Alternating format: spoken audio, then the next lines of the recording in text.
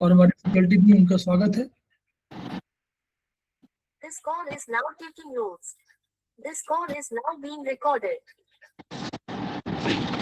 Open सत्र में आप सभी का पुनः स्वागत है। हमारे बीच में श्रीमती वर्षा श्रीवास्तव, उपाध्यक्ष समवाय फाउंडेशन उपस्थित है, उनका स्वागत है। हमारे बीच में गर्मा जी उपस्थित है, समवाय फाउंडेशन के प्रमोटर हैं और हमारी फैकल्टी भी है, उनका स्वागत है। हमारे उपस्थित है समवाय फाउंडेशन के सेमेस्टर 3 के स्टूडेंट हैं, उनका स्वागत है। हमारे बीच में नीतू जैन उपस्थित है, समवाय फाउंडेशन के प्रमोटर हैं, सीनियर फैकल्टी हैं, उनका स्वागत है। अभी पहले उनका क्लास था। अब हमारे बीच में सुधा पाठक जो उपस्थित है, समवाय फाउंडेशन के प्रमोटर हैं और हमारे सीनियर फैकल्टी हैं, उनका स्वागत है। तो आज हम लोग चर्चा करने जा रहे हैं 3 में एलर्जी और वैस्कुलर डिजेनरेशन और उसके बाद जॉइंट और स्किन डिजेनरेशन ग्रेडियंट पर चर्चा करें सुधा पाठक जी के साथ। Over to Sudha ji.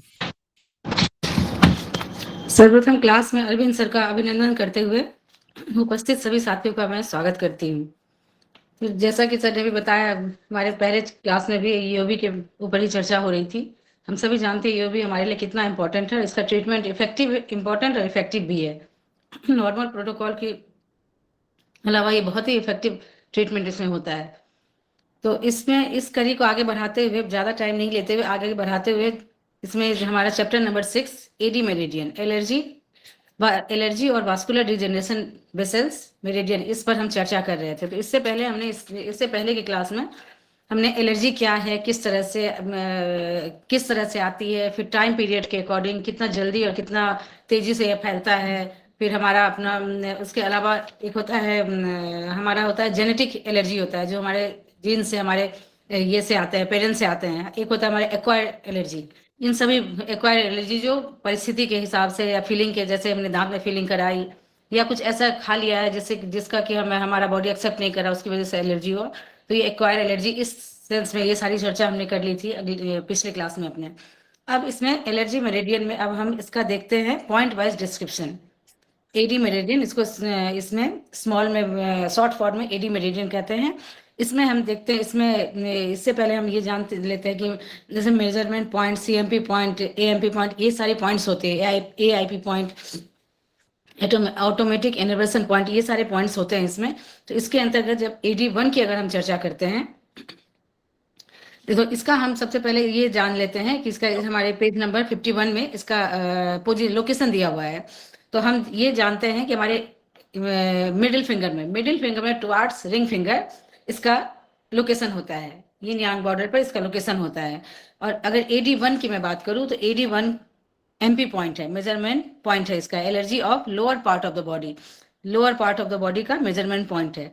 शरीर के नीचे के हिस्से की एलर्जी, यानी शरीर के नीचे के हिस्से में जो एलर्जी होती है उसका यह मेजरमेंट पॉइंट है। और it includes allergy of skin of lower extremities, पैरों के चर्म की एलर्जी, पैरों के चर्म में जो एलर्जी होती है उसके लिए है। Allergy of skin of abdominal organ, पेट के ऑर्गन या चर्म में एलर्जी हो उसके लिए है। Allergy of skin in minor pelvis, तो अगर नीचे की बात किया, लोअर पार्ट ऑफ बॉडी की बात करते हैं, इसमें तल या पेरू, इन सभी के चर्म में अगर एलर्जी होता है तो उसको हम इस MP पॉइंट से उसको हम ठीक करते हैं। Allergy of the skin of lower portion of back, पीठ के नीचे की चर्म में अगर एलर्जी हो। Allergy of the vessels of the lower part of the body, शरीर के नीचे के भाग की रक्त वाहिनियों में अगर एलर्जी हो तो इसको भी इससे हम ठीक करते हैं। फिर स्पेशल नोट है एलर्जिक आमाशय विकार, गैस्ट्रोट्रॉफी के केस में इस बिंदु पर हमें उपचार देना चाहिए, यानी गैस्ट्रिक से रिलेटेड कोई भी प्रॉब्लम हो तो हमें इस बिंदु पर उपचार देना चाहिए। आंतों की एलर्जी ऑफ इंटेस्टाइनल ट्रैक और एलर्जिक कोलाइटिस, बड़ी आंत के प्रदाह इन्फ्लामेशन की वजह से एलर्जी हो, के उपचार का यह स्पेसिफिक पॉइंट है। स्पेसिफिक पॉइंट में से बताया है कि आंतों की एलर्जी का यह AD1 स्पेसिफिक पॉइंट है, जिसका कि अगर लोकेशन हम देखें तो हमारे मिडिल फिंगर में टुवार्ड्स रिंग फिंगर, नेल जहां सटा हुआ है वहां नहीं, बल्कि बिल्कुल नेल के ऊपर ये पॉइंट आता है। पेशाब, उसके बाद पेशाब एवं जननांगों में allergy of urinary track and genital organ, के उपचार का भी यह खास बिंदु है। साथ साथ इसके साथ साथ AD1 और AD1B इन दोनों को हम लेकर इलाज कर सकते हैं। कोलाइटिस, लार्ज इंटेस्टाइन में अगर इन्फ्लामेशन के कारण अगर कोई प्रॉब्लम आती है तो वो कोलाइटिस कहलाता है। फिर AD1A, MP for allergic irritation of the autonomic nervous system, या AI, यह MP for allergic irritation of autonomic nervous system. Autonomic nervous system में अगर किसी तरह का इरिटेशन होता है, वहां पर इसकी वजह से अगर एलर्जी होती है तो इसके लिए AD1A। AD1A का हम देखते हैं लोकेशन हमारे मिडिल फिंगर में जो पहला ज्वाइंट है, पहला ज्वाइंट के से सटा हुआ इसका लोकेशन है। तो इसमें आता है स्वचालित या ब्रेन और स्पाइनल कॉर्ड। हम जानते हैं ऑटोनोमिक नर्वस सिस्टम के अंदर स्पाइनल कॉर्ड, ब्रेन आता है। तो ये स्पाइनल कॉर्ड और ब्रेन में अगर किसी तरह से एलर्जी की वजह से कोई प्रॉब्लम आ गई है तो उसके इलाज का यह बहुत ही अच्छा बिंदु है। AD1B, CMP of allergic process through out body. तो CMP के बारे में हम सभी जानते हैं, कंट्रोल मेजरमेंट पॉइंट। या अभी तक जैसे हमने AD1 और AD1A की बात की तो हमारे लोअर पार्ट ऑफ बॉडी के बारे में बता रहा है, लेकिन जहां तक AD1 की बात करते हैं तो वह CMP है, मतलब ऑल ओवर बॉडी में कहीं भी अगर एलर्जी की वजह से प्रॉब्लम है तो इसमें हमें AD1 पर अगर हम ट्रीटमेंट करते हैं, और भी प्रोटोकॉल में और भी हम पॉइंट ऐड करेंगे, लेकिन अगर इसके साथ साथ AD1 को हम ऐड कर सकते हैं कहीं भी बॉडी में अगर एलर्जी हो। तो यह हमें बताया जा रहा है। हम इसका लोकेशन देखते हैं तो जनरली CMP पॉइंट हमारे इस पित्त ज्वाइंट के ऊपर, जनरली अभी तक जो देखा है हमने, पित्त ज्वाइंट के आसपास या ऊपर साइड में पाया जाता है। तो इसका भी लोकेशन हम देख रहे हैं, मिडिल फिंगर में पित्त ज्वाइंट के आसपास AD1B CMP पॉइंट है। AD1C, summation measurement point, SMP for arterial और वास्कुलर स्क्लेरोसिस। धमनी तथा शिराओं में आई रुकावट एवं काठिन्य का यह समेशन मेजरमेंट पॉइंट है। डॉक्टर वॉल ने अपनी खोज में पाया कि बहुत से प्रक्षन्न सूक्ष्म डिजेनरेशन एंड आर्टियल डिसऑर्डर बहुत से प्रक्षन्न सूक्ष्म उपसर्ग एवं क्षोभक लंबी अवधि के बाद रक्त वाहिकाओं का अपजनन, क्षय एवं कठिन धमनी काठिन्य एवं रुकावट आदि के कारण होते हैं। इस क्षोभकों का उपचार एलर्जिक मेरिडियन पर करने से धमनी काठिन्य आदि का इलाज हो जाता है। तो आर्टेरियल डिसऑर्डर के केस में, अगर आर्टेरियल डिसऑर्डर एलर्जी की वजह से आता है तो ऐसे कंडीशन में हम AD1C को यूज कर सकते हैं। Special note, to treat arterial sclerosis first treat allergy. Arterial sclerosis के केस में को ट्रीट करने के केस में फर्स्ट हमें एलर्जी का ट्रीटमेंट करना चाहिए। उसके बाद रुकावट का सबसे पहले एलर्जी मेरिडियन पर हमें उपचार देना चाहिए। अगर हमें किसी तरह से आर्टेरियल स्क्लेरोसिस हमारे सामने आता है तो सबसे पहले एलर्जिक मेरिडियन पर उपचार देना चाहिए। Initial damage to internal lining of the body vessels is called arterial sclerosis.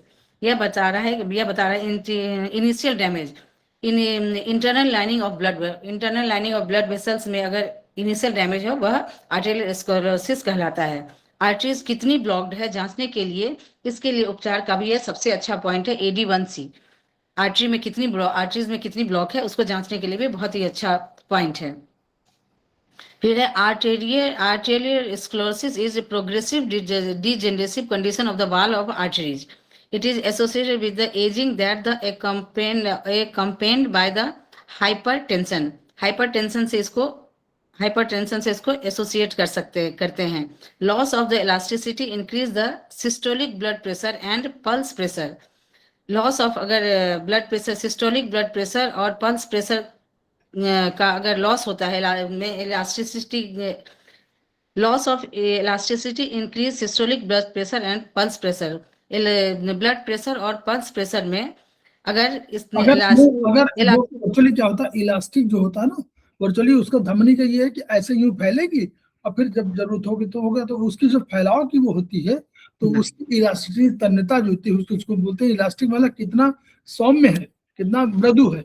वो मृदुता जो है उसकी खत्म होने लगती है तो वो ब्लड प्रेशर को ही कम चेंज करती है। ब्लड प्रेशर बढ़ेगा घटेगा इन्हीं कारणों से, क्योंकि ब्लड को अधिक तेजी से जाना पड़ेगा ना, तो इसलिए वो इंक्रीज कर देती है सिस्टोलिक ब्लड प्रेशर। जो सिस्टोलिक ब्लड प्रेशर इसी वजह से होता है कि वो इलास्टिक उसको लूज करने लगती है जी।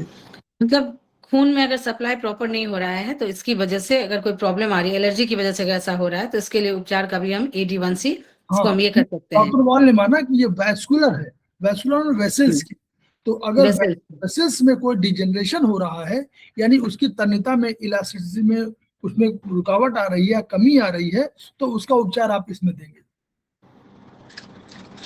ठीक है, फिर the pulse pressure is a different between systolic and diastolic pressure in small arteries. The narrowing of the lumen, दीवार में अगर narrowing of the lumen increase peripheral resistance, अगर इसकी दीवार अगर फैल जाती है, इंक्रीज हो जाती है, उसकी जो चौड़ाई होती है वो अगर फैल जाती है, तो ऐसे में ब्लड प्रेशर का जो फ्लो होता है वो इम्बैलेंस हो जाएगा। अगर ल्यूमन माने स्पेस, सो अगर स्मॉल आर्टरीज में जो क्या होता है, ल्यूमन अगर कम हो जाता है तो पेरिफेरल रेजिस्टेंस और ब्लड प्रेशर बढ़ जाता है, तो उससे प्रॉब्लम आती है। तो वो कह रहे हैं कि इसका उपचार इस मेरिडियन में करेंगे, तो ये जो आपका नैरोइंग वाला कंसेप्ट है, हार्डनिंग है, नैरोइंग है, ये चीजें ठीक हो जाएंगी। ठीक है सर। फिर है इसमें ischaemia of tissue supplied by affected arteries में अकर। इसेमिया मतलब खून की सप्लाई अगर प्रॉपर ढंग से नहीं हो रही है, उसको हम इसेमिया हाँ, इस्कीमिया क्या होता है? इस्कीमिया क्या होता है? सिकुड़न। टिश्यू क्या करते हैं, टिश्यू अपने आप सिकुड़ने लगते हैं, किन्हीं कारणों से। तो इस्कीमिया माने सिकुड़न हो जाने लगती है इस टिश्यू में। तो टिश्यू मान लीजिए इतना बड़ा है, अब वो उसका वो ऐसे सिकुड़ गया, तो यानी जो भी उसका फंक्शन होगा वो फंक्शन प्रभावित हो जाएगा। ठीक है, ठीक है। इट में cause gangrene which is serious. Gangrene कहते हैं, गैंग्रीन सीरियस। हाँ सर, हाँ, gangrene which is serious in patient with diabetes mellitus. Diabetic cases में बहुत प्रॉब्लम होती है उनको, गैंग्रीन तब हो सकता है, ये कह रहे हैं वो। सर मुझे बात पूछनी थी। एक पेशेंट है ना, उनके पैर में ऐसे घाव से हो जाते हैं, उनका एम्स से भी ट्रीटमेंट चल रहा है, तो उनका पैर बिल्कुल पस बन जाती है, गड्ढे हो जाते हैं पैरों में, और वो सिर्फ पैर में ही होता है, ऊपर नहीं आता, एंकल से नीचे ही साइड में है। तो उनको मतलब वस्कुलोपैथी कहते हैं ना, मतलब मतलब उनकी जो वेंसेस नहीं धमनियां हैं, उनमें सर्कुलेशन नहीं हो पा रहा है, ऐसा डॉक्टर ने उनको बोला। तो इसकी वजह से ऐसा होता है, उनको डायबिटीज भी नहीं है। तो इसको भी कर सकते हैं, ये भी कर सकते हैं। ये एडी मेरिडियन वैस्कुलर, देखिए एडी मेरिडियन का नाम हम लोग allergy degeneration and vascular degeneration, नाम पूरा हम लोग होता क्या, हम लोग आधा पढ़ते हैं, एडी में लिखा हुआ तो हम लोग उसको पढ़ लिए, लेकिन वर्चुअली उसका नाम भी है वैस्कुलर डिजेनरेशन, यानी वेसल्स कहीं भी हो, वेसल्स हमारे सब जगह, आर्टरीज हो, वेन्स हो, सब कुछ हो, सारे वेसल्स है। इवन आपका लिम्फ भी वेसल है, लिम्बित वेसल है, लिम्फ वेसल्स। जी सर, जी सर। हाँ, तो सारे कहीं भी वेसल्स में हार्डनिंग कहीं हो रही है, उनमें लाइन में परिवर्तन आ रहा है, उनमें चेंजेस आ रहे हैं, तो ये allergy degeneration meridian is very important. तो सर इसमें हम इसका AD1 और CMP इस दोनों को तो ले ही सकते हैं, नीचे वाले पैर जैसे मैं AD1B और AD1 दो को AD1 हाँ, AD1B CMP और इसको AD1C वेरी इंपॉर्टेंट। ये कह रहा है धमनी और शुरा में आए रुकावट और काठिन्य का बिल्कुल पॉइंट है AD1C। ठीक है सर। फिर senile arterial sclerosis affect elderly people में यह इफेक्ट करता है। There is a progressive loss of elasticity and reduced arterial lumen.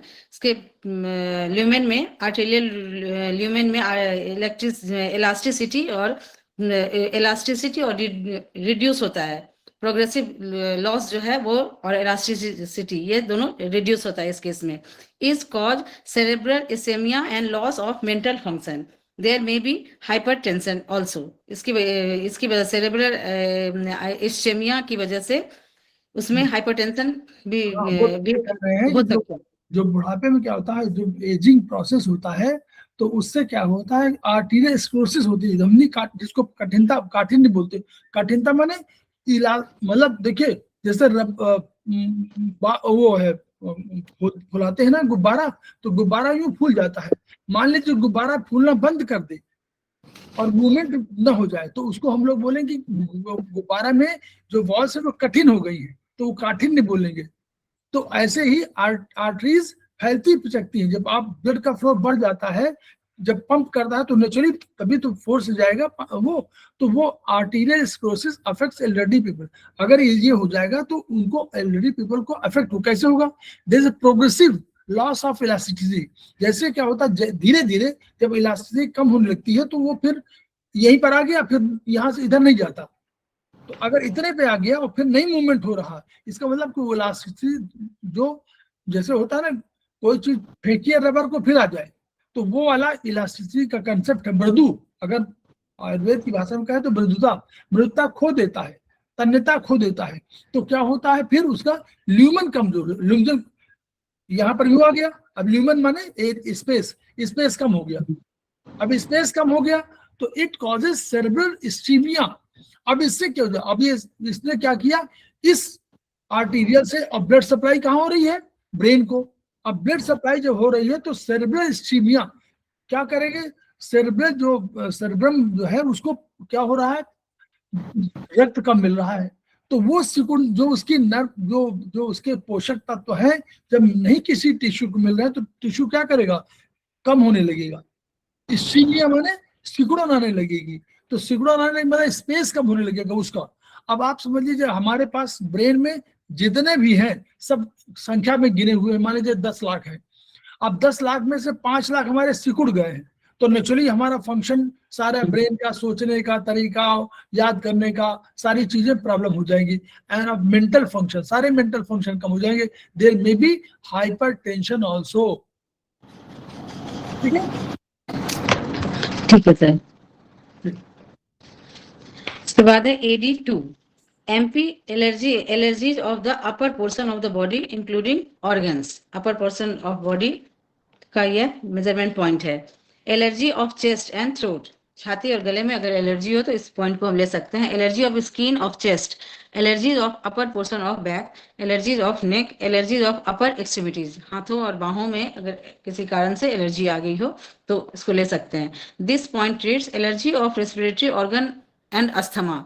Asthma देखते हैं कि जनरली बहुत लोगों को पोलन से एलर्जी हो जाती है या सीजन चेंज होता है, ऐसे में होती है। तो ऐसे कंडीशन में हम उसको अस्थमा के केस में इस पॉइंट को हम ले सकते हैं। एलर्जिक मायोकार्डिटाइटिस, हृदय पेशी प्रदाह की एलर्जी, हार्ट की मसल्स में अगर इन्फ्लामेशन हो जाता है इसकी वजह से उसको एलर्जिक मायोकार्डाइटिस कह सकते हैं। ऐसे कंडीशन में इस पॉइंट को हम लेते हैं। Skin allergy of the upper body, शरीर के ऊपरी भाग की अगर एलर्जी हो। Skin allergy of neck and neck, skin allergy of upper extremities, हाथ और पैरों में अगर। Inhaled air allergy caused by animal hair and feather, अगर सांस लेने में कुछ चला जाए ऐसा जिससे एलर्जी का कारण हो, उसमें भी। Inhale air allergy caused by plant and hair pollen, बहुत लोगों को हस्त से बहुत पॉलन से बहुत एलर्जी होती है। Inhaled air allergies caused by animal hair and feathers, ये वाला बहुत कॉमन हो रहा है इसमें कबूतरों से। हाँ बिल्कुल सर, बहुत आ रहा है, इसी वजह से बहुत पेशेंट जो है वापस नहीं लौट पा रहे हैं। Inhale air allergy caused by mold, particular in moist habitation. Moist habitation में यहाँ का फफूंदी से अगर एलर्जी हो, ऐसे कंडीशन में भी इसको ले सकते हैं। Inhale air allergy caused by terrapentyne insecticides, disinsecticide, तारपीन का तेल नहीं होता, तारपीन का तेल, और कीटनाशक के श्वसन से अगर तारपीन का तेल उसमें लगातार किसी उसमें फैक्ट्री बन रहा हो तो वहां वाष्प जो होगी तो उसको आप लगातार लेते रहेंगे ना। और कीटनाशक जहाँ बनती है तो जो उनमें कीटनाशक बन रहा है वो तो कीटनाशक है, वो कीट को नाश कर, लेकिन अल्टीमेटली वो तो जहर है किसी न किसी रूप में। तो उसमें आप अगर इनहेल लगातार कर रहे हो, जो लोग काम करते हैं फैक्ट्री में वो तो उसको इनहेल वही करेंगे, एटमॉस्फेयर तो वही है, उससे एलर्जी हो जाएगी। Inhale air allergies caused by wood impregnation media. हाँ, आपने वो देखा होगा, वो जो लकड़ी के बुरादा जब लकड़ी के मशीनों में जो काम करते हैं तो बुरादा खूब निकलता है, और मान लीजिए वहां पर इधर चल रहा है, उधर आ रहा चल रहा है, उधर वो सारी चीजें मशीन चल रही है, तो अल्टीमेटली वाष्प निकलती रहती ना, वो जो एरिया जाएगी तो वो छोटे छोटे छोटे टुकड़े होंगे, वो क्या होगा, वो आपके नाक के माध्यम से फैल जाएंगे। इवन पेंट जब आप करते हैं तो उसको पेंट से जो आपको एलर्जी जो पेंट करते हैं, तो आपके यहाँ घर में देखिए पूरे हर जगह कहीं वो रंगाई पुताई हो रही है, तो वो जो आपके छोटे छोटे कण होते हैं वो चले जाते हैं, तो अल्टीमेटली उनसे श्वसन में आई एलर्जी, आपका लंग्स जो है 20-15 दिन आपको समझ में आने लगता है। तो डबल, जब भी कोई इस तरह का तो डबल मास्क लगाए, डबल मास्क लगाए, इवन आंखों को भी ढके कोई चश्मे विश्मे से, और यहाँ तो डबल मास्क लगाना चाहिए, क्योंकि छोटे छोटे वाष्पकण हैं वो अंदर आपको इनहेल कर जाएंगे, वो 15-20 दिन परेशान करेंगे, खूब एलर्जी आएगी, क्योंकि वो चेस्ट उसको बर्दाश्त नहीं करता, वो निकालना चाहता, तो खांसी खूब आने लगेगी। ठीक है sir. Allergic asthma in AD2, LU11 and LU10D। Allergic asthma के केस में इस पर हमें उपचार देना चाहिए, इन तीनों पॉइंट्स पर। इसके अलावा AD1B, इसको भी अगर इंक्लूड कर लेंगे तो हमारा प्रोटोकॉल और भी अच्छा स्ट्रॉन्ग हो जाएगा। फिर AD3, एलर्जी ऑफ हेडेड, सिर के चर्म की एलर्जी, स्किन ऑफ हेड, सिर की allergy of organ of head, allergy of nasal cavity, allergy of paranasal sinus में allergy, allergy of face and skull, चेहरे और खोपड़ी की एलर्जी, एलर्जी ऑफ हेयर, बालों की allergy, allergy due to dental problem, treated AD3, LY2 और AD1B। इन सारे points को हमें सेडेट करना चाहिए। फिर एलर्जी हेब फीवर, अगर परागकण की वजह से अगर ज्वर आता हो, आंख से पानी आता हो, छींके आती हो, तो इसमें AD2, AD3, LU11, LU10D और AD1B, इन सभी पॉइंट को हमें सेडेट करना चाहिए। फिर एलर्जिक राइनाइटिस, नासिका प्रदाह की एलर्जी, एलर्जिक माइग्रेन की एलर्जी, एलर्जीज ऑफ आई, आंख की allergy, allergy of oral cavity, मुंह गुहा की एलर्जी, इन सभी केस में हमें AD3 पर ट्रीटमेंट देना चाहिए।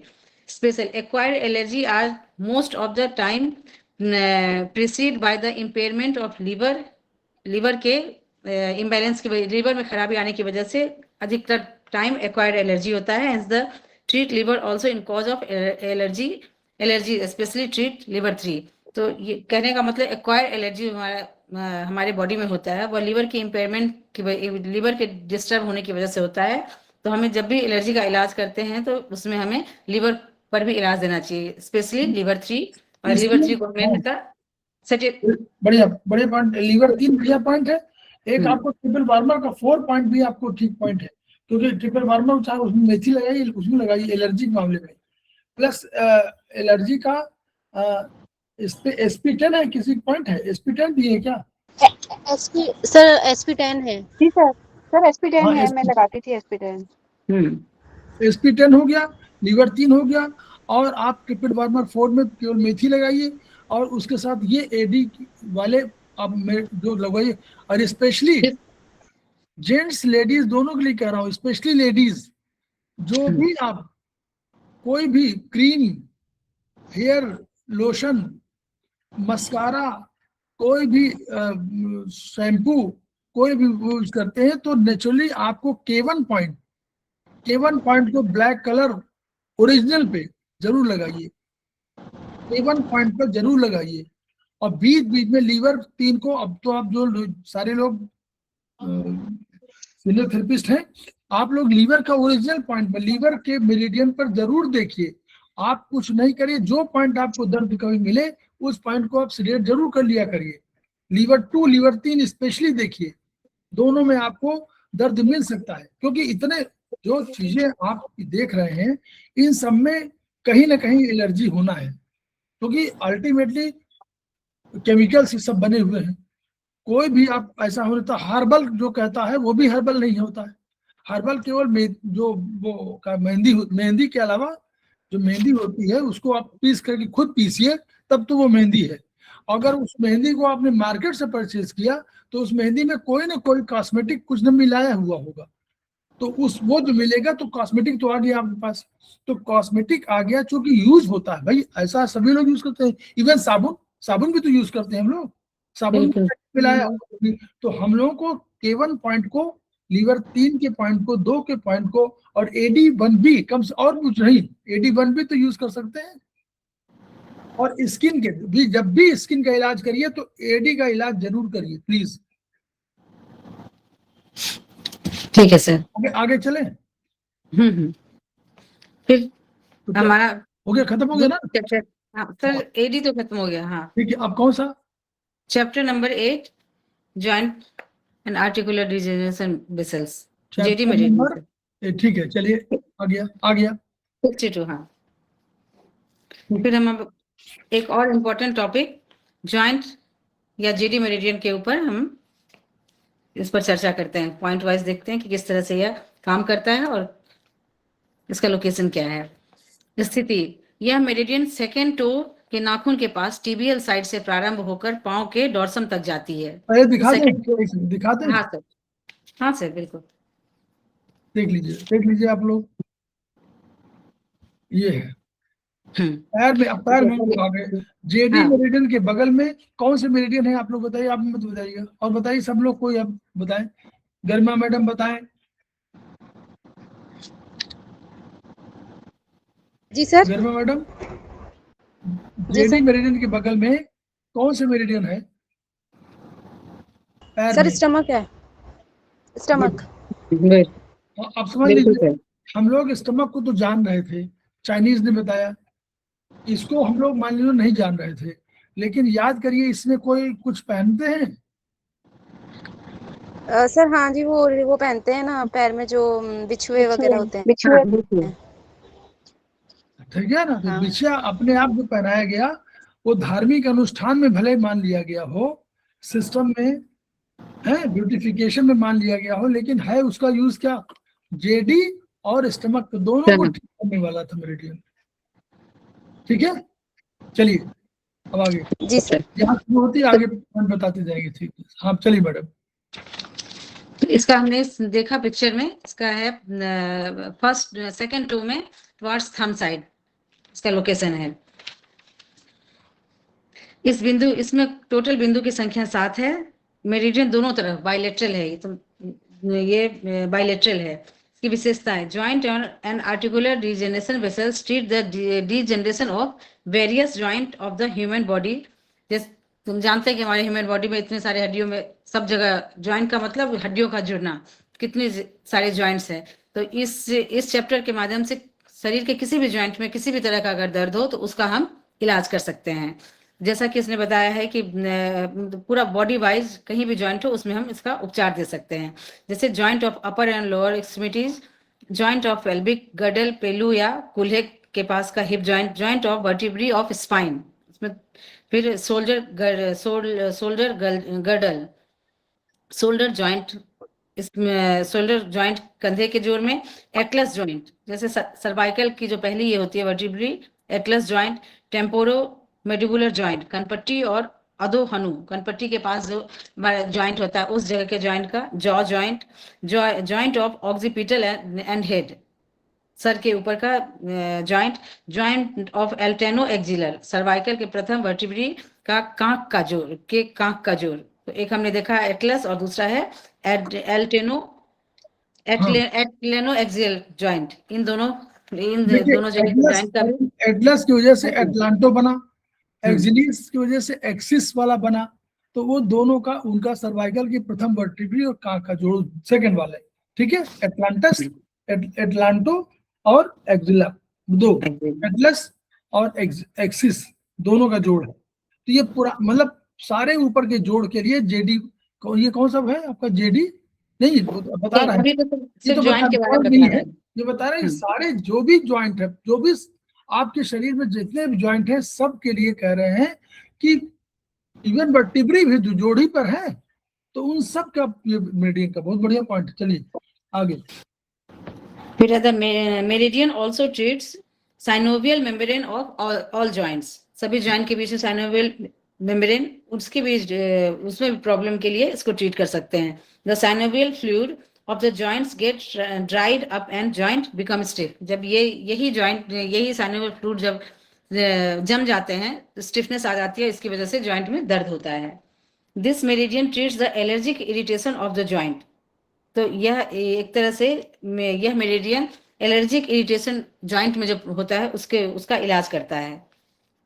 This meridian also treats the toxic irritation of the joint. तो हमारे बॉडी में जितने भी टॉक्सिन्स रहते हैं जो बॉडी से सही ढंग से बाहर नहीं निकल पाते हैं, तो वो सभी धीरे धीरे होकर हमारे जितने भी शरीर में जॉइंट है उस जगह पर जाकर धीरे धीरे वहाँ जमा होते रहते हैं। और बाद में वही फिर इन्फ्लामेशन के रूप में, जॉइंट के पेन के रूप में बाहर मैनिफेस्ट होते हैं। तो उन सबों के लिए भी इलाज के लिए यह मेरिडियन बहुत अच्छा है।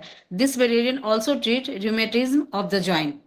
जोड़ में जो अमावात या गठिया का जोड़ होता है उसके लिए भी बहुत अच्छा इलाज है।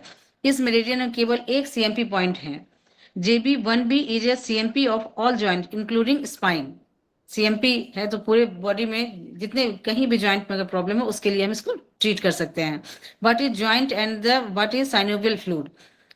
इसमें है joint is a junction of two bony ends, दो हड्डियों के मिलने की जगह पर। It enclosed within a specialized membrane known as synovial membrane which is tough होता है, strong, and its inner surface is secrets by nature. Secretory surface is secretory by nature. इसका यह स्ट्रॉन्ग होता है, मेम्ब्रेन स्ट्रॉन्ग होता है, tough होता है, इनर सरफेस इसका होता है secretory by nature. It continuously secretes a fluid known as synovial fluid. Synovial membrane के अंदर जो फ्लूइड हमेशा सीक्रेट्स होते रहता है, साइनोवियल फ्लूइड है। Which acts as lubricants and provide the nourishment of the kissing surface of two bones.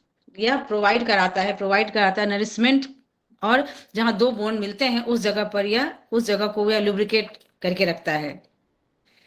What is degenerative arthritis? Osteoarthritis यह क्या है? It is a common in men and women in later part of the life. मतलब बुजुर्ग ये उम्र जब बढ़ती है तो ऐसे कंडीशन में ऐसे समय में ऑस्टियोआर्थराइटिस जनरली देखा गया है। लार्ज जॉइंट आज कॉमनली अफेक्टेड, इसमें लार्ज जॉइंट अफेक्टेड होते हैं। Often the joint is one joint involve, commonest being hip joint. Generally hip joint इसमें इन्वॉल्व होते हैं। Gradual in onset, there is a degenerative condition is cartilage and bone. Cartilage और bone में degenerative condition धीरे धीरे बढ़ता जाता है। No constitutional disturbance in there, किसी भी तरह का no constitutional disturbance is there. There is no local inflammation, ये बता रहा है कि वहां पर कोई भी कॉन्स्टिट्यूशनल देखकर समझ में नहीं आता है, शुरुआत में देखकर समझ में नहीं आता कि कोई प्रॉब्लम है, उसके बनावट में कोई डिस्टर्बेंस है, या लोकल इन्फ्लामेशन में नहीं होता है। जैसे कि दूसरी तरह का आर्थराइटिस, रेमेटाइड आर्थराइटिस में यह इन्फ्लामेशन नजर आता है और डिफॉर्मिटीज भी बोन में होता है, वो इसमें ऑस्टियो आर्थराइटिस में नहीं होता है। It is a muscular atrophy only from discuss, जैसे एक मस्कुलर अट्रोफी है। हाँ, डिसयूज मतलब जब आप उसका सही प्रयोग नहीं करते हैं, मतलब हाँ, पोस्चर को आप चलने में इधर बैठ जाएंगे, कुर्सी में ऐसे बैठ जाएंगे, ये सब जो आपको होगा मस्कुलर एट्रोफी होगी। ठीक है, फिर उसका पॉइंट वाइज डिस्क्रिप्शन देखते हैं। JD1, तो इसका लोकेशन हमने देखा। JD1 सेकेंड टो में नेल के ऊपर लोकेटेड है। निम्नलिखित जोड़ संबंधी अपजनन का डिजेनरेशन का यह बिंदु है। जॉइंट ऑफ पेल्विक गर्डल, फिर जॉइंट ऑफ लोअर एक्सट्रीमिटीज, पैर के जोड़ों का दर्द है। सैक्रो इलियक जॉइंट, सैक्रम एवं कुल्ले की हड्डी जो इलियम के जोड़ पर होती है उसके लिए यह पॉइंट है। Joint of lumbar vertebrae, lumbar spine के मनकों का यह जोड़ है। उस जगह पे कोई प्रॉब्लम हो तो JD1 को हम ले सकते हैं। JD1-1 MP for focal toxic irritation of the joint. Joints में अगर किसी भी तरह के फोकल टॉक्सिन्स के ये हो जाने पर, जम जाने से इरिटेशन होता है, उसकी वजह से दर्द होता है, उसके लिए यह दर्द है। जैसे कि यूरिक एसिड के केस में होता है। यूरिक एसिड जनरली हमारे बिग टो के कॉर्नर में बिग टो में आउटर साइड में जाकर जमा होता है उस जगह पर, तो वहां दर्द होता है। तो ऐसे वो मतलब टॉक्सिन्स जमा हो जाती है तो वहां पर दर्द होता है। तो उस कंडीशन में हम JD1-1 को ले सकते हैं अगर यूरिक एसिड की वजह से दर्द हो। तो ऐसे में JD1A MP for allergic irritation of the joint, जोड़ में एलर्जी की वजह से अगर दर्द हो तो ऐसे कंडीशन में हम JD1A को ले सकते हैं। JD1B, तो JD1 CMP for all joints including joints in the spinal vertebrae. फिर है treatment on this point, control the degeneration process in all joint. Body including the spine, spine सभी जॉइंट के डिजेनेरेशन प्रोसेस को control करता है, body जिसमें कि spine भी इसमें इंक्लूड होते हैं। तो स्पाइन यानी स्पाइन के लिए जब भी हाँ। कोई भी कह रहा है कि अगर आप CMP of including joints in the spine, spine की वर्टिब्री भी JD1B से होगी। तो ये ध्यान रखिए कि जब कभी हम लोग सर्वाइकल हो या कोई भी हो, हम लोगों का ध्यान इस पर भी जाना चाहिए। हम लोग इस पर ध्यान नहीं देते होंगे। और इस CMP पॉइंट को पहले हमें टोन करना चाहिए। अगर एज के कारण प्रॉब्लम है तो इसको हम सबसे पहले इसको टोन करेंगे, फिर उसके बाद 1 वीक के बाद जैसे हमें जरूरत होगी उसके अलावा प्रोटोकॉल उस तरह से देंगे। और साथ साथ इसमें गॉल ब्लैडर 8 और गॉल ब्लैडर पहले 22 पहले मैडम JD1B अगर शुरुआत हुई है किसी की और यंग लड़का है, यंग कोई है, लड़का लड़की कोई भी है, मान लीजिए 30-35 साल के है, तो उसको तो अभी एक्यूट शुरू हुई है, तो अभी तो JD1B को सिडेट करेंगे।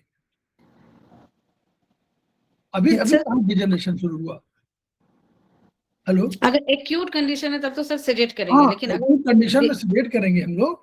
और अगर आपको ये लगेगा कि आपको पूरा, जैसे मान लीजिए कोई आया और कहा कि हमको साल भर से ये प्रॉब्लम है, तो नेचुरली उसके थोड़ा सा क्रॉनिक कंडीशन हो गई, तो तब तो आप उसमें जो है सिडेट कर सकते हैं, वो टोन कर सकते हैं, क्योंकि डिजनरेशन शुरू हुआ तो JD1B को टोन कर दीजिए।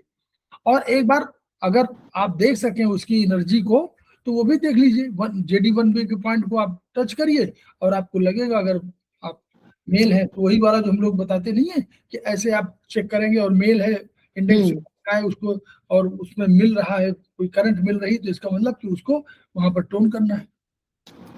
ठीक है, कोशिश करनी चाहिए लेकिन JD1B इन बार और कुछ भी करें, आपको समझ में ना आवे, कुछ समझ में, JD1B को मेथी लगा दीजिए, लेकिन लगाइए जरूर।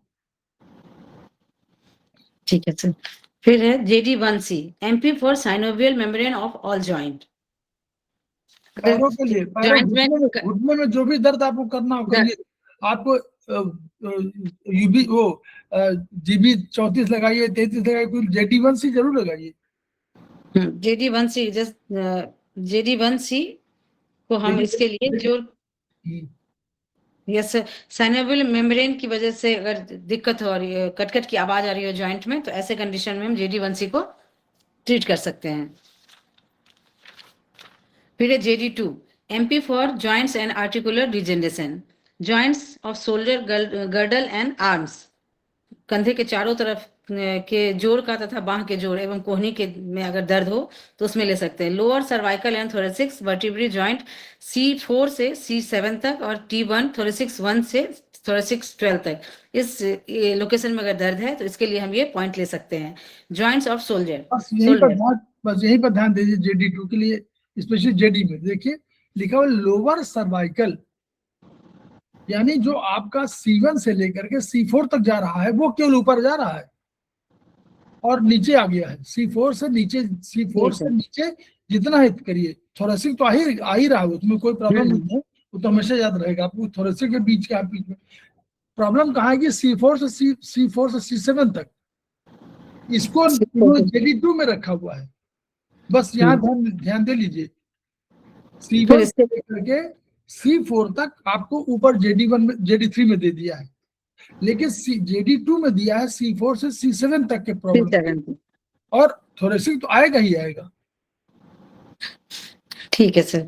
फिर जॉइंट ऑफ शोल्डर और जॉइंट ऑफ अपर एक्सट्रीमिटीज, इसमें JD2 को हम ले सकते हैं। फिर है JD3 MP for joint and articular degeneration, C1 जैसा कि सर ने भी बताया, C1 एटलस और C2 एक्सिस जॉइंट, सर्वाइकल 1 और सर्वाइकल 2 के जोड़ में अगर कोई प्रॉब्लम है तब ले सकते हैं।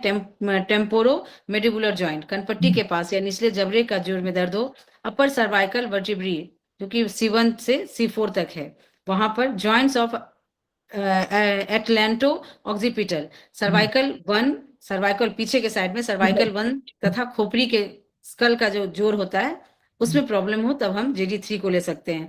जॉ लाइन, जबड़े के जोड़ का जॉ लाइन में अगर जॉइंट में दर्द है तो इसके लिए हम ले सकते हैं। For problem of upper jaw joint, इसमें हम ट्रीट कर सकते हैं JD3 और ट्रिपल बार्बर 23। और अगर प्रॉब्लम जो लोअर जॉइंट में है तो उसके लिए हम JD3 के साथ ST2 को ले सकते हैं। ये सारे पॉइंट्स के साथ इसको हम ट्रीट कर सकते हैं। तो इस तरह से सर जॉइंट जेडी मेरिडियन भी ये खत्म होता है। इसके बाद हमारा नेक्स्ट चैप्टर है एसके मेरिडियन। करना है ना सर? हाँ, अरे ठीक है सर। क्यों करना क्यों नहीं सर, हाँ, नहीं अभी काफी समय बहुत है, अभी बहुत समय है। हाँ बिल्कुल, अभी देखा 48 मैंने। है। हाँ हाँ ठीक है। फिर इसके हमारा अगला नेक्स्ट चैप्टर है स्किन रीजनरेशन वेसल्स या एसके मेरिडियन। तो हम जानते हैं कि बहुत ही अच्छा मेरिडियन है। इसको हम अगर जानेंगे तो इसमें हम आगे देखेंगे, इसमें सिर्फ 7 पॉइंट हैं। शरीर के स्किन से रिलेटेड जितनी भी तरह की प्रॉब्लम है उससे हम छुटकारा पा सकते हैं। स्किन में हम सभी जानते हैं कि हमारे शरीर का सबसे लंबा ऑर्गन स्किन होता है और सेंस ऑर्गन में भी आता है। आउटर साइड होल बॉडी का, इसके अलावा स्किन के अलावा हमारे बॉडी में आउटर साइड में या बॉडी के को जो कवर करता है उसमें भी स्किन का ये रहता है। चाहे इनर साइड में जितने भी सभी ऑर्गन के इनर साइड में जो होते हैं लाइनिंग होती है वो सभी स्किन के अंदर आते हैं और उसमें जितने भी प्रॉब्लम आते हैं उसको हम ट्रीटमेंट में एसके मेरिडियन को ले सकते हैं। तो इसका हम सबसे पहले लोकेशन देखते हैं। यह मेरिडियन पैर के थर्ड टो के नाखून के पास से फिबुलर साइड से शुरू होकर बाह्य तरफ से शुरू होकर पांव के डॉर्सन तक जाती है। तो इसका लोकेशन हम देखते हैं। इसका लोकेशन थर्ड टो में छोटी उंगली के साइड में फिबुलर साइड में शुरू हो रहा है, नेल से शुरू हो रहा है और डॉर्सम साइड तक जाता है। और इसमें टोटल बिंदु इसमें 7 हैं। मेरिडियन दोनों तरफ है, बाइलेटरल मेरिडियन होती है। बहुत ही छोटा मेरिडियन बहुत ही छोटा पॉइंट वाइज छोटा मेरिडियन है। फिर इसकी विशेषताएं हैं। Skin regeneration vessels treat the skins of whole body. इसमें है किसी भी ऑर्गन में किसी भी तरह का अगर प्रॉब्लम हो, ऊपर से स्कार्स दिख रहा हो, अगर ऊपरी बात करें स्कार दिख रहा हो या इंटरनल कुछ किसी तरह का ये है स्कार है तो उसके लिए हम इसको ट्रीट करते हैं। It also treat scar on the skin. The scar can act as the focus of disturbance. अंदर में कोई प्रॉब्लम है, उसका ऊपर में स्कार्स दिख रहा हो, उसके लिए भी कर सकते हैं। See the location of the scars and the meridian on whose pathway the scar has appear. अगर कोई प्रॉब्लम है ऊपर में वो दिख रहा है, मेरिडियन में प्रॉब्लम है, ऊपर में स्कार मैनिफेस्ट हो रहा है, इसके लिए भी हम कर सकते हैं। The scar is moisture and then treated. सबसे पहले स्कार को हम मॉइस्चराइज करेंगे और उसके बाद इसको हम ट्रीट करेंगे। सर्जिकल स्कार के केस में भी इसको हम ट्रीट कर सकते हैं।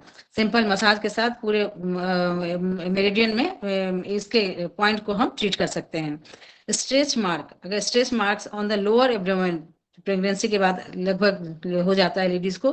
Pelvic region after delivery can also be treated by the simple massage on the whole of the skin meridian in both feet. ये इस मेरिडियन में बोथ फीट में मसाज करके इसको फिर ट्रीट करके इसको पॉइंट वाइज ट्रीट करके इसको हम स्कार्स को या स्किन की प्रॉब्लम को ठीक कर सकते हैं।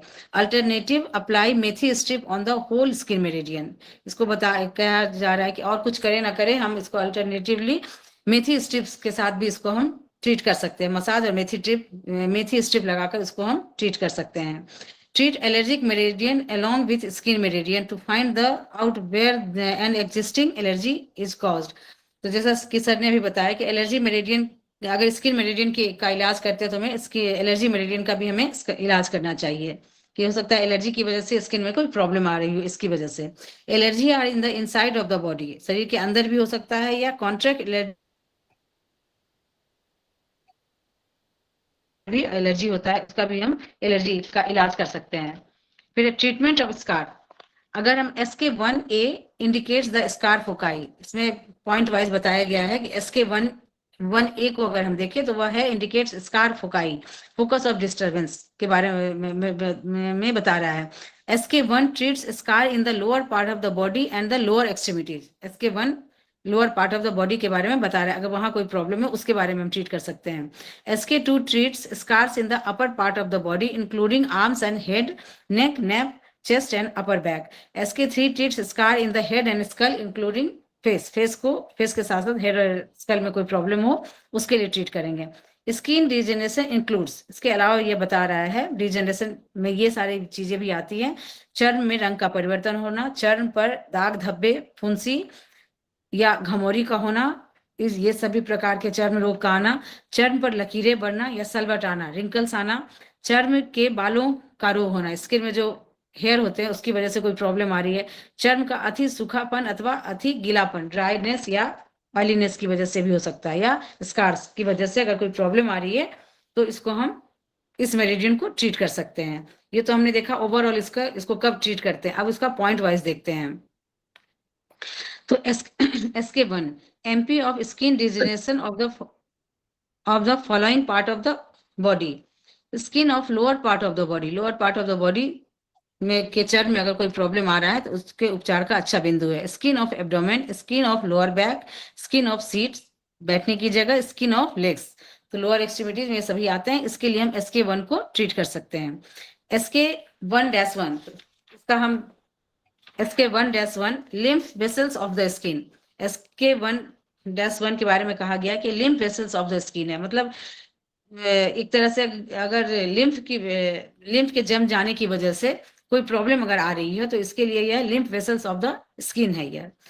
यह चर्म की लसिका वाहिनियों से संबंधित बिंदु जैसे फुंसी, फोरे आदि के उपचार के लिए इसको हम उपचार कर सकते हैं, लिम्फ की वजह से कोई प्रॉब्लम आ रही हो तो। SK1-2 allergic reaction of the skin, अगर स्किन में एलर्जिक रिएक्शन की वजह से प्रॉब्लम है तब हम इसको SK1-2 को लेते हैं। फिर है और उसके साथ AD मेरिडियन को भी करिए। हाँ बिल्कुल। फिर है SK1-C, तो यह CMP पॉइंट है SK मेरिडियन का। एक तरह से मतलब जितने भी हैं जितने भी CMP पॉइंट है इसको हम प्राइम मिनिस्टर पॉइंट भी बोल सकते हैं। प्राइम मिनिस्टर पॉइंट नहीं, प्राइम मिनिस्टर बोल सकते हैं कि मतलब इम्पोर्टेंट है, इसका भी अगर हम ट्रीट कर दे तो भी बहुत हालत में, मरीज के हालत में सुधार आएगा। SK और किडनी का दोनों का पॉइंट वही है 1-3। SK देखिए, SK में किडनी लिखा कि नहीं लिखा, S हटा दीजिए तो K आ गया, तो K किडनी का भी 1-3 है और SK का भी 1-3 है, ये ध्यान रखिएगा। किडनी का पूछा जाए तो किडनी का 1-3 है और SK का भी 1-3 है। तो यह है कि शरीर में कहीं भी किसी प्रकार का अगर चर्म रोग हो तो इस बिंदु पर हमें उपचार देना चाहिए, इससे बहुत कुछ कंट्रोल में कर सकते हैं। SK1A MP for scar of skin, चर्म पर आए घाव के निशान, छत विछत, सर्जिकल ऑपरेशन के बाद चिन्ह आदि का माप बिंदु है।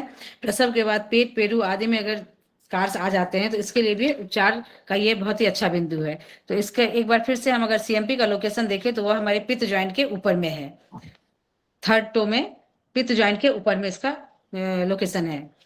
फिर इसके बाद अगर हम देखें SK2 स्किन के upper part of the body, skin of upper part of the body, शरीर के ऊपरी भाग में, skin of arm and head, skin of neck and nape, skin of chest, skin of upper back, इन सभी के लिए अगर कोई इस सभी जगह में कोई प्रॉब्लम है तो SK2 को हम ट्रीट कर सकते हैं। फिर SK3 top most part of the body that is face and skull, top most part जिसमें फेस और स्कल आता है, इसके लिए skin of head and skull including hair सिर तथा बाल सहित खोपड़ी का चर्म सभी इसमें इंक्लूडेड है।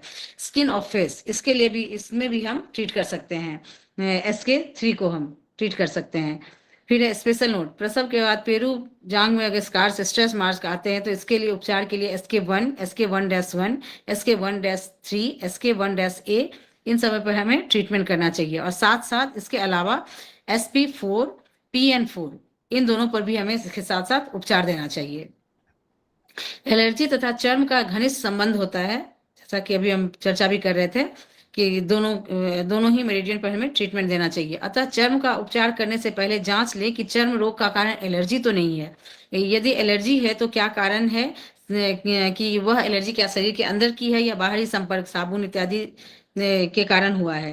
इसकी जांच, लोशन, टेलरिंग, कपड़े, देखिए सारे चीजें, शैम्पू, लोशन, टेलरिंग, कपड़े, इनसे भी हो जाती है। तो उसके बाद अगर हमें पता चलता है कि एलर्जी की वजह से, तो इसमें हमें एलर्जी और स्किन डिजेनरेशन मेरिडियन दोनों पर ही हमें उपचार देना चाहिए।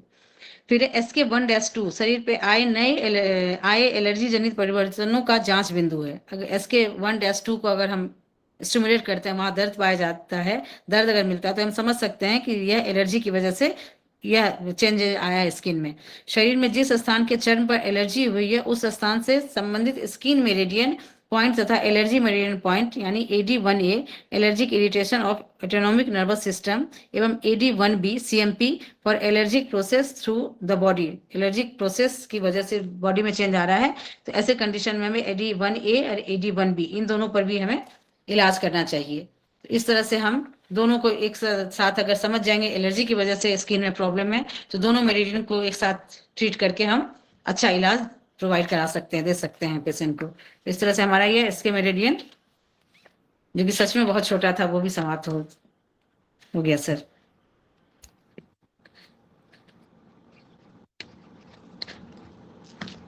चलिए बढ़िया हो गया ये वाला। अब 2 रह गए इसमें।